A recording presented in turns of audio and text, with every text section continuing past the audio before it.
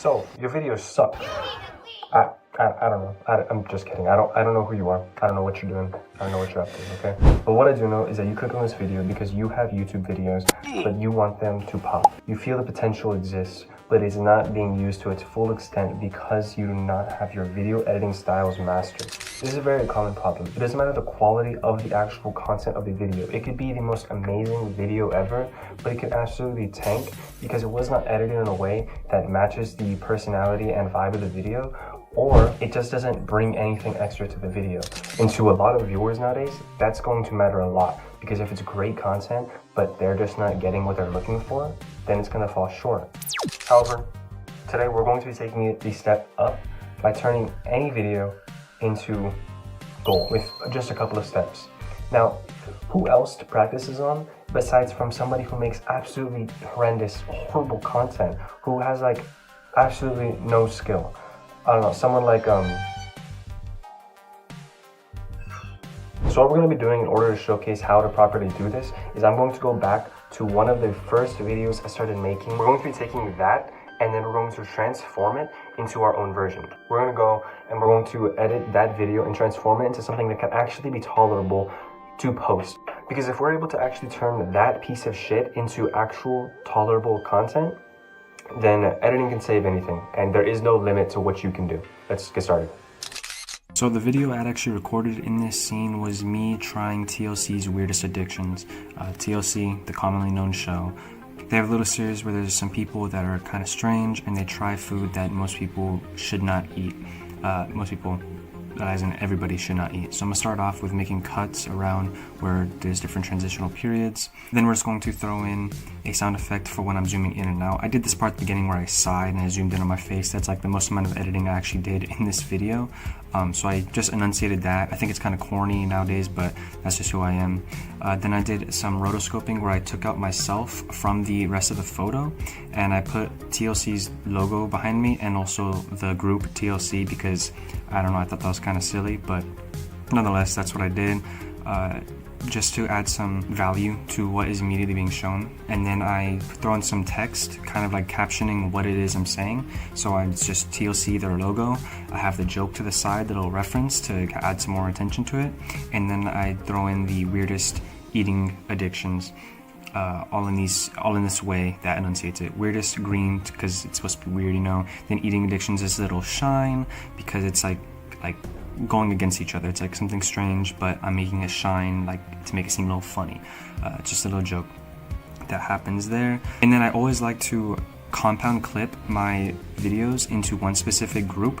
That's done with the shortcut. I just use Alt-G, and it makes it so that it looks a lot more clean on the timeline. I know a lot of editors like to have that crazy looking thing when they're done, but I don't. I really like it being clean.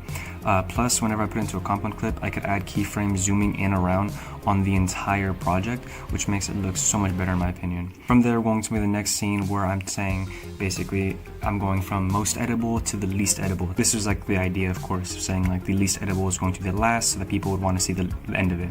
Fortunately, I don't think anybody watched this shit, but nonetheless, it's starting off with most edible down here, and I'm gonna make it so that it like shines, so there's more value to the words that I'm saying, like, and it adds more value to the graphics in general.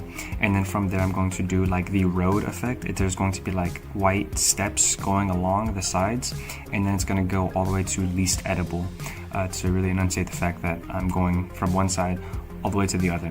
So the way I did this was I had two of the texts that said most edible, one of them green, one of them not green, and then I just masked the green one to slowly fade through from left to right with keyframes and the movement from side to side.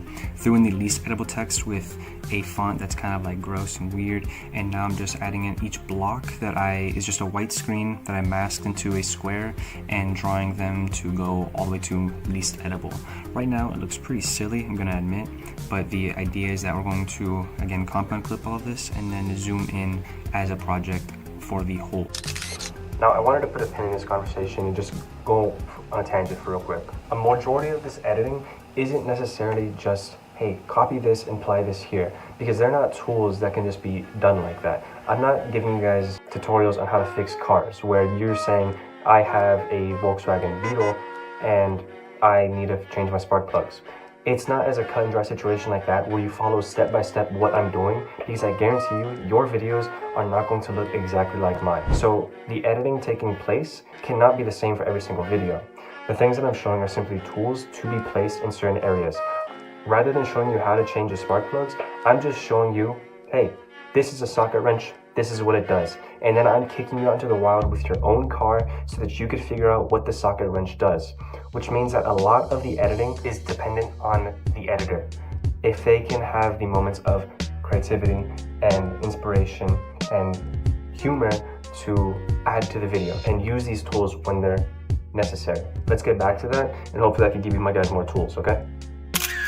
Now I'm enunciating all of these horrendous things that I'll be putting in my mouth. So to really make sure I'm showing that off how scary it is, I'm using this picture. It's a little funny picture of Kurapika, and I'm putting it behind me. Again, just use dual clips, rotoscope me, just so I have me and then Kurapika in between me and the background. She shows up, does a little thing, and then see what I'm saying. And then I use keyframes in the next scene to zoom in on each thing that I'm be eating, from toilet paper all the way to the Lysol. And then I'm going to also pixelate it. Then from there, I'm going to also show off what I'm saying by throwing up little graphics of the thing that I'm saying. From deodorant to soap to toilet paper, I'm just going to be throwing it up there with some smooth animations using keyframes. Bring it up there, and you know how we like it. We like our keyframes like our women. Keep it curvy. Make sure everything is like this, because it ends up looking so much more smooth if they're all with those slight curves. You could also get more meticulous by changing it, but typically the automatic curve works perfectly fine. Throw in some of the swipe effects to make it more immersed into what's going on. After that, I was throwing some transitional animations to kind of make it more in the scene. If I'm really zoomed in, I always use a pull out. If I'm really zoomed out, I use a pull in. Then, as I'm kind of making my little corny joke right now, talking about how much I don't like the Lysol, I'm just going to take out the Lysol from the rest of the photo by using a separate clip and customizing cutout just the Lysol. The customized cutout feature can be a little tricky, it's a little annoying, but it's really cool, so I'm still going to use it all the time. I'm going to make it gray so that it can be like, oh, this is sad, right? To kind of play into that little joke I'm doing. Then for the last bit, I'm going to do pretty much the same exact thing I did with the Lysol bottle, but with my face. I'm going to zoom in on my face specifically, take out just my face, and then turn the saturation down so that I turn gray, as in when I'm saying that my final piece right there. And for the last couple of parts, all I do is just add my keyframes back in and make them have curves. Then I isolate just my voice, as a feature CapCut has, and then I just throw in some music that matches the scenes. Wow. So somehow we're able to take this video and turn it into something actually tolerable. So since we're able to do that with whatever the hell I made, there shouldn't be an excuse for your videos to absolutely pop, alright? With just some simple tools and time put into a free software, you can transform your videos into absolute masterpieces, alright? Thank you for watching, and again, if you're interested in a better job market, a better creative space, feel free to click the link below, get some updates, and it also helps me know how many people are ready to come through the doors. There's a lot of features I'm going to have implemented that I think is going to really improve stuff, and I'll talk more about it on this channel, so feel free to subscribe as well.